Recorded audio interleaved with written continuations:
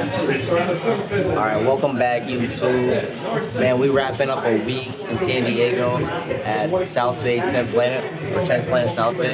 Yeah, PJ invited us over. Just 2 days all week. Trained with a bunch of great people. Yeah, just feeling smoked, but feeling good. Yo, I want to take a second to thank everybody who supported the instructional we put out. It took us a long time to figure out what to do, but super happy with it. Super happy with the response to it. All your feedback. Now the next ones we put out can be even better. We have a lot of ideas, and we're going to put out better, longer, more highly produced stuff, just based on everyone's feedback and things you all want to see. So keep a lookout. We're going to put out more. And again, thank you so much. Like, I really, really appreciate it, guys. Yeah, this guy doesn't get too much appreciation. This guy, I get appreciation on YouTube, but people in the comments are like, you deserve more. You deserve more. Thank you. I did a pro. You guys wanted a full class, so I'll give you one full class. And the second most voted, just highlights throughout the week. And I think that'd be fun. So I'm just gonna pick games that I thought were really good throughout the week. Maybe I'll do a pinning, guarded, standing, and maybe full round. I don't know. We'll see. Thank you. If you like the video, make sure you comment, like, subscribe down below. What's net banging? Net banging is when you argue, but only on the internet. Oh, okay. There's only net bangers. We never meet anyone in person who hates us as much as people hate us in the internet comments. They say it's good though. Dislike it too. If you really don't like the video, dislike it. I think that really gets it going around on people's feed. So any engagement. That's true. Now pick a dude in the comments. Just start like I don't know, start arguing. cooking each other in the comments. Yeah. I want to see 40 comment threads of people arguing. Oh, also, thank you so much to PJ for putting us up in a house. Had a good time sitting there, playing video games, editing videos, eating yogurt in the sunlight, beautiful San Diego weather. Yeah, thanks, PJ. He's right behind us. He's right behind me. All right, the first situation we're going to start in is overhook, underhook. Each player is going to have different tasks. The first rule is overhook must stay overhook. You can't take it out. So the whole time as you're keeping your overhook and moving your partner around, it has to stay in. Overhook player, there's no way to win this game. You're only trying to do two things. One, stick and follow on the feet. So we're using our feet to stick to our partner's feet, and we're trying to follow them around with the connections. Doesn't matter. Any foot contact, it doesn't matter. You make contact, you try to stay sticky to your partner as you play. The second thing you're focusing on doing is with your overhook, trying to get your partner's hands to touch the mat and keep it there. So you're gonna go between trying to put them on their hand and sticking to their feet. Keeping your overhook in. There's no way to win, it's gonna be continuous. Easy enough? Underhooking player.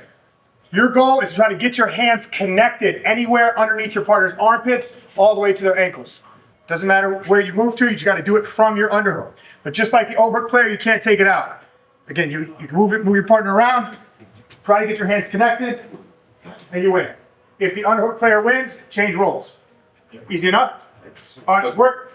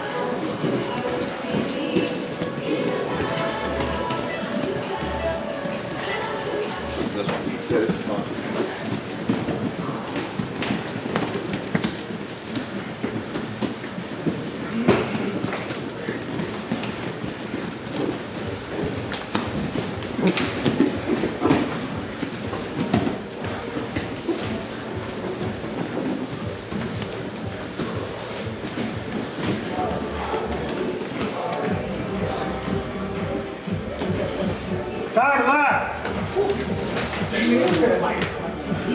All right, same situation, the same general focus, but now I'm gonna give both players a win condition. So overhooking player, you're still trying to put your partner towards their hands, stick and follow on their feet.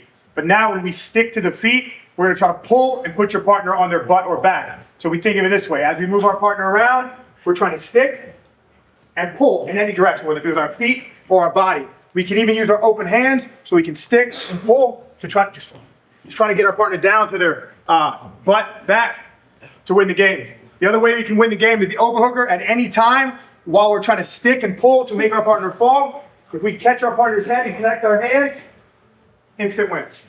So again, overhooking player, we're hitting those feet, sticking and pulling, upper and lower body to get our partner to fall on their butt or back. Again, if they go down and don't fall, get your hands connected around their head, you win. So either way, overhooker. Do you guys understand your task? You're gonna do that, I can't do it. Unhook your player, still trying to do the same thing. You're trying to get your hands connected. But now, once you get your hands connected, our focus is split and twist or block and twist. What we mean by that is stepping between your legs and a split, and you're trying to twist your partner to their back. So if you make them hit their butt or back, by splitting the legs, and any way you can, twist them to the mat, this is a win. The other way is by blocking and lifting. So stepping in front of or behind to block the legs or lift, same thing. Make them hit their butt or back, you win the game. I'll sit the outside of the mat.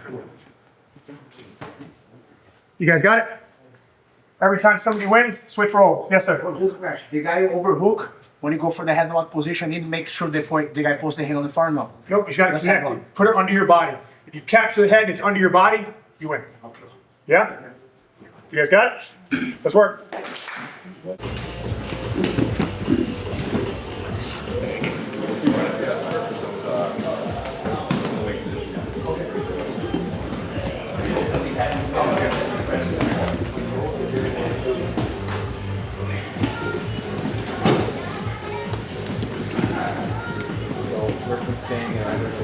Or block and lift. Block both legs and lift. Or block both legs and lift. Just put them on the hips up and down.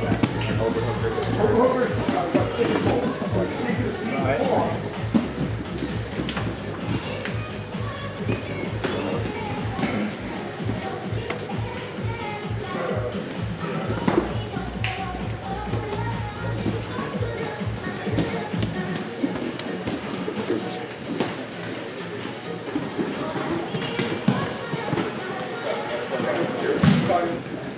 Side left. Now this last standing game before we move to the floor, we're gonna have two opposite roles. One player is gonna be the shooter. So one player, their only job is to get connected to a leg. It's not free. When you get connected to the leg, the way that you win is to do one of two things. Get all the way out to the ankle and put it in your armpit, or get connected to your partner's hips. Now, you get connected to your partner's hips. To win, you get connected. Those are only two things you can do. Lift both feet off the ground. You don't have to make them fall. You just got to get the feet up. That would be a win. Or get behind once you get connected. Both would be a win for the shooting player. So again, shooting player, when we're done, get a leg, get out to the ankle, win, or get to the hips and lift, or get the hips to go behind is a win. You guys got it? Yes. Upper body guy. You're combining everything we did so far with the overhook and underhook. So your job is to get connected, upper body. You can't go to the legs. You can only connect hips to arms, hips to shoulders. If you get under overhook, same thing. We're doing our sticking and pulling. Or if we get to an underhook, we're trying to get our hands connected, blocking and twisting, blocking and lifting. You have to put them on their butt or back to win, upper body guy. You got it? You sure? When the shooting player is shooting, do we just let them get it on the leg? Hell no. Okay. Guys, we fight. We don't let them do anything. Yeah. Everyone good what you're supposed to do? All wasting the legs, no doubles or anything. If the double leads you to the ankle, or the double leads you to the hips, it's fine. Okay, the end goal is ankle, hips lift, or hips behind. Is everyone clear? You sure? If you're not, say something. All right, let's work. Switch roles every time somebody wins. All right, so maybe you'll be the shooting one first.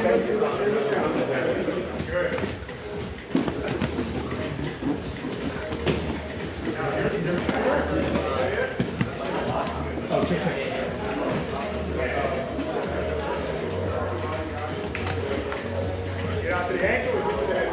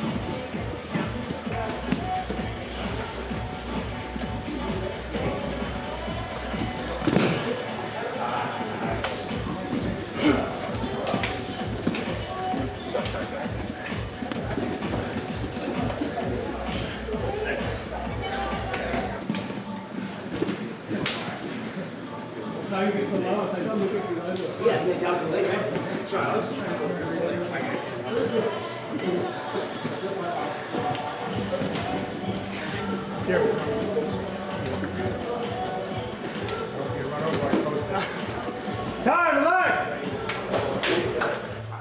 I'm going to talk to you to give you a bit of an extended break, and then we'll get into the next one. I've been talking about this all week. There are two things I want you to keep in mind critically when we're doing this style of training. One, the intentions or the tasks that I give are the guiding thing. The tasks I give you are what's going to cause you to move one way or another. So no matter what previous skills you have, whatever your focus is, try to keep it on the tasks that we're giving. Be intentional, right? It's a skill in and of itself. Intending to do something and being able to do it is skill. The second thing I want you to consider, you can't win training. So it's not about stopping things from happening to you. It's about making things happen to your partner. So try to continuously focus on being intentional towards the goal on your partner that was set. Okay? Again, you can't lose training. You can't win training. Might as well try to hit the win conditions as many times as possible, right? All right. So now in this next situation, we're going to start on the floor. We're going to alternate between 3 hip-connected positions as a top player. So both feet in the middle. Hands locked around your partner's hips. 1 foot in the middle, partner on your side. Hands locked around the hips. And then lastly, both feet on the outside. Turn your face. Hands locked around your partner's hip. The top player, your job's going to be super simple.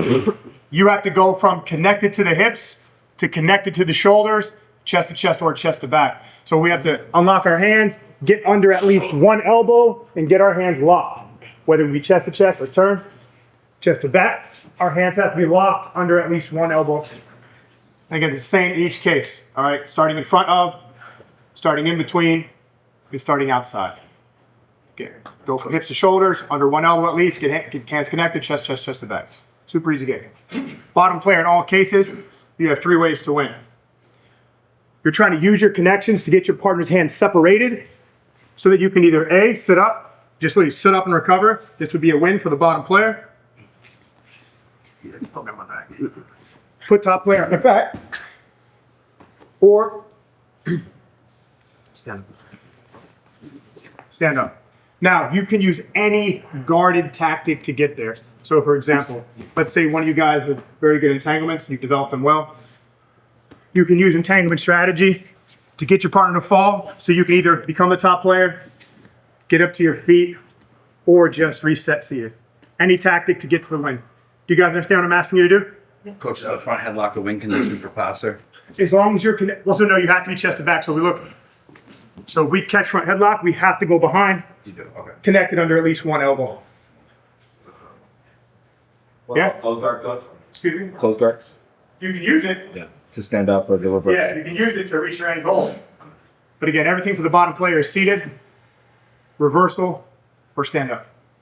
All right, let's work. You guys both know what this looks like, right? When you feel here, yeah. But if you're like Reed and there's like a gap here, really fight that space. Okay. No, it's you're not doing like anything. It's not secure. I got one.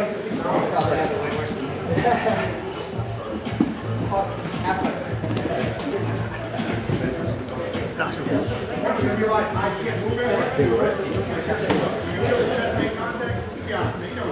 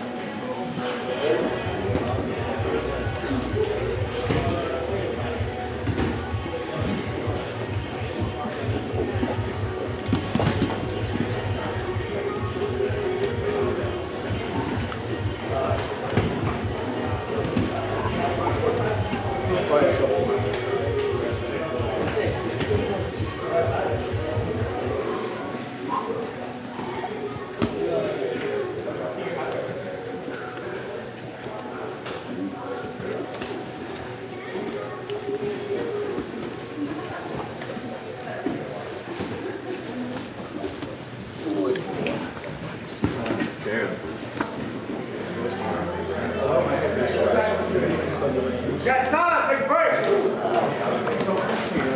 All right. On your backs. For the last situation, we're going to alternate between starting in chest to chest and chest to back connections with being at least under one elbow. So it could be anywhere around the body. So for those of you guys who are new to this style of training, you can pick your stereotypical positions. Side, control, mount, north, south, blah, blah, blah. But it could be any chest to chest or chest to back connection every time it gets turned. The only rule is it has to be a little bit different. Okay, so again, the idea is we start chest to chest with at least one underhook or both. It's going to be up to you, but you have to start at least under one elbow. And again, every time it's your turn, you have to alternate. Any change in angle would be considered a different position. Chest to chest or chest to back of any type.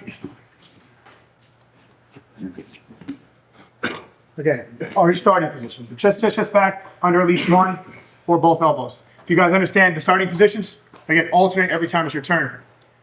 You're just going to go to submission with your partner. Okay, top player must submit to win. But here's the rule. If you lose position under the elbows, you lose right away. All the bottom player has to do is get their elbows tucked in. So at any time, no matter where we are, if the bottom player gets both elbows touching their body and there's nothing underneath, they win. Now, to be clear, for those of you guys, like I said, have never trained like this, under elbows is any grip, any connection where there's something under the elbow. So my head counts as something under the elbow. My leg, when we're submitting, counts as something under the elbow. Figure four grips count as something under the elbow. Again, there must be something under to continue the game. All the way to submission. Seatbelt from the back, coach. Yep, because seatbelt from the back has what? Something under the elbow. Something under the elbow. Isn't it weird? You guys can remember 47 different names for the same fucking thing, but you don't know what under the elbow means. It's so weird. All right. Now, change every time it's your turn. Chest, chest, chest back. One or both elbows. Easy? Let's work.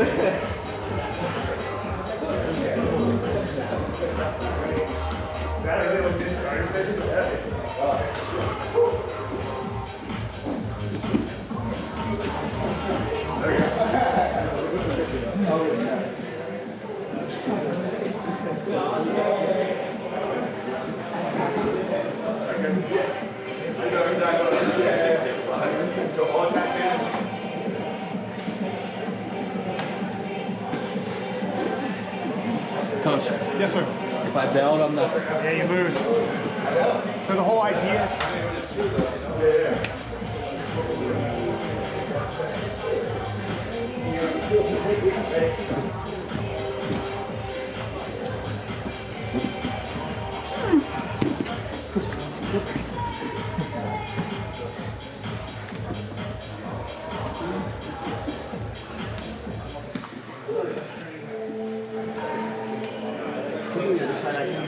This one, I literally can't even try to.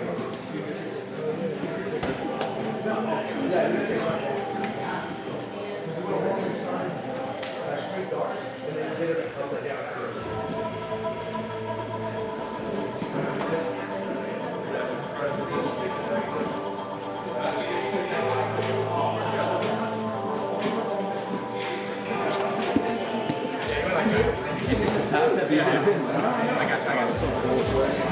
He did a bunch of times in the UFC where he was like in different spots. He'll kick his leg up to kind of like stop the wasting. And then he comes to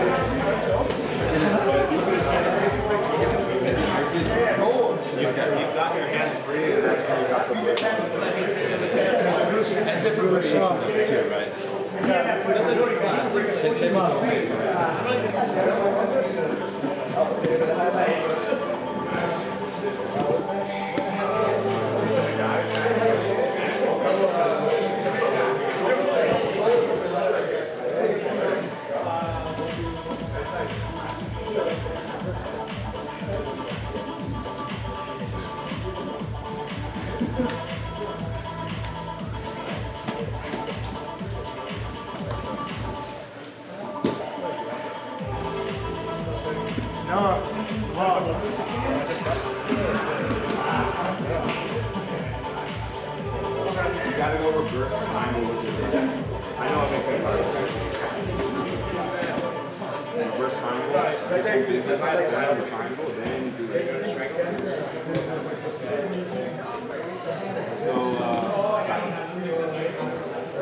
Time, guys, relax.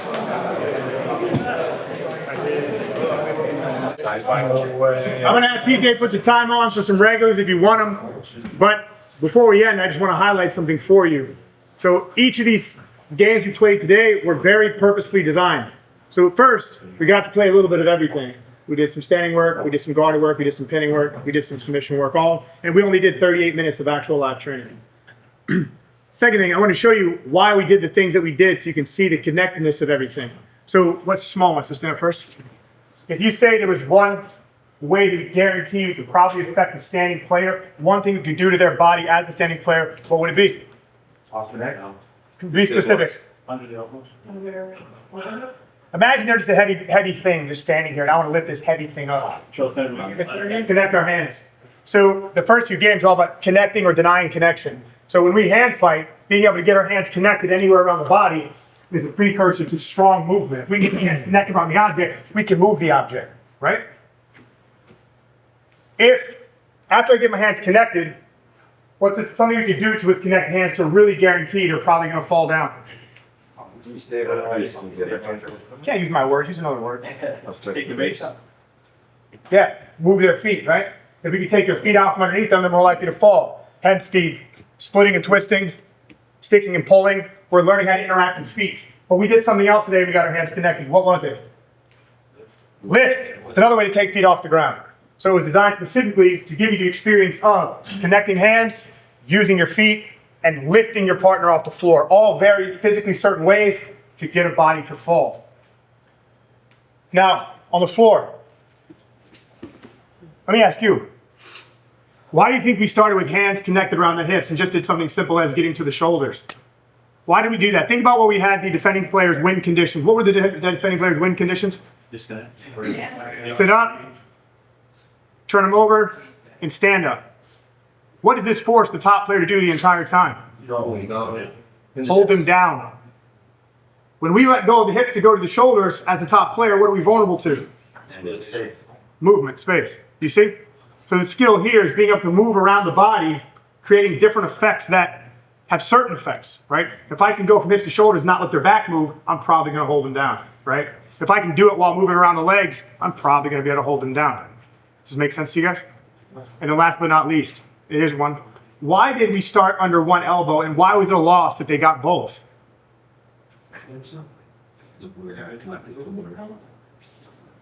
You can rotate, you lose control. They can build height. What was the win condition for the top player? Submission, right? Good, good. Something I get asked all the time is like, if you just play games, how do you create dilemmas, for example? What's the difference between submissions that require an arm included and one that are none?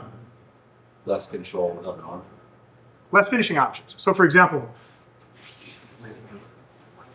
if I'm in an arm lock breaking position, right, and I get the head included, the head and arm included together, I have three options: straights, twists, and strangulation. If the elbows get to the body, whatever I'm doing to the neck, that's all I can manipulate is the neck itself. I can't get the arm included. So by forcing you to at least stay under one elbow, we're always forcing you to interact with the arm and neck together, giving us more options for potential submission as they try to relieve themselves from the threat. So again, these were all foundational games that we would use to build future games, and this is the reason why we put it together. Anyway, so we'll put some time on the clock. You guys want to grab each other and just do some regular rounds? It's open to you. Thanks for your time and your attention. I appreciate it. A lot of training. I'm smoked, but it was fun. Finishing up tomorrow together. Yeah. Oh yeah. Oh, there's a camera. Say what's up. Go in there. Go in there. Okay. Yeah, just so Rod, did you film us on Monday? No. It's like On Monday? everyone thinks they can play. At night I did. So basically, Morning, I beat the brakes off of Deandre for an hour straight. Function. Just beat the brakes off of him. Lost tapes. So the guys. I would never lose to a 66er in my life. There's no possibility of this.